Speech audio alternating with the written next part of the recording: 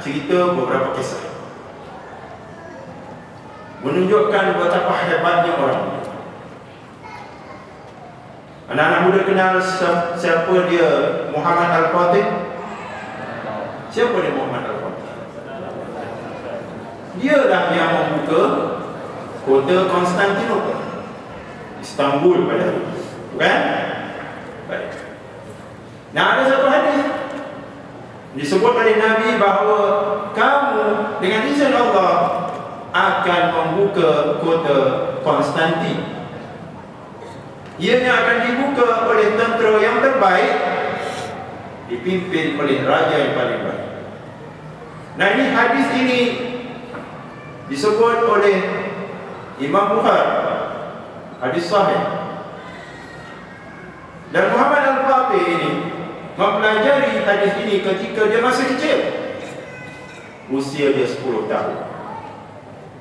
Dan ketika hadis ini dibacakan kepadanya, Muhammad Al-Fatih bertanya kepada guru dia, "Wahai guru, ada tak Nabi tanya siapa? Siapa dia yang buka kota Konstantin?" Dia nak tahu, kotlah Nabi sebut namanya secara khusus. Maka dijawab oleh guru dia, "Tidak.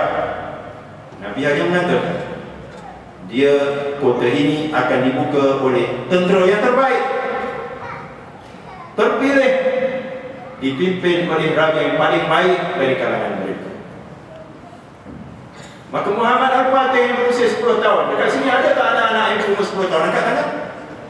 Perhatian kepada anak yang berumur 10 tahun. Berapa nama? Siapa nama? Joget kuat-kuat. Ini nak jadi panglima ni. Joget kuat-kuat. Ayah dia perlu beritahu siapa nama? Abdul Muhaimin. Sila lihat kepada Abdul Muhaimin. Bayangkan Abdul Muhaimin bercakap kepada guru dia, "Wahai guruku, orang yang dimaksud oleh Nabi itu adalah aku." Bayangkan Abdul Muhaimin berkata kepada guru dia, yang disebut oleh Nabi itu, "Wahai guru, tak syak lagi adalah aku." Adakah dia bermain-main ketika dia membuat pengakuan ini? Tidak. Kerana ketika dia berusia 28 tahun, dia memimpin 250,000 orang pemuda untuk menggempur kota Konstantinopel.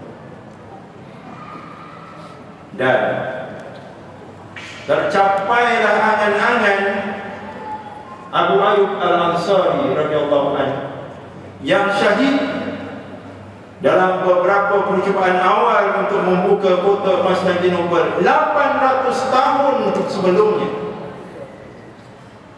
Dia telah berwasiat kepada para sahabat, "Kebumikan aku di bawah tembok-tembok Konstantinopel, supaya aku mendengar tapak kaki kuda tentera muslimin ketika mereka menggempur dan membuka kota ini."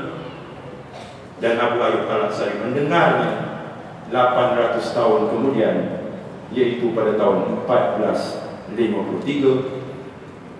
Tentera yang dipimpin oleh tak lain dan tak bukan, yaitu Muhammad Al-Fatih ketika dia berusia 20.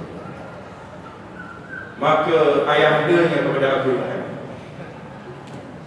dan juga ayahanda-ayahanda lain yang membawa anak-anaknya bersama-sama, inilah wawasan kita.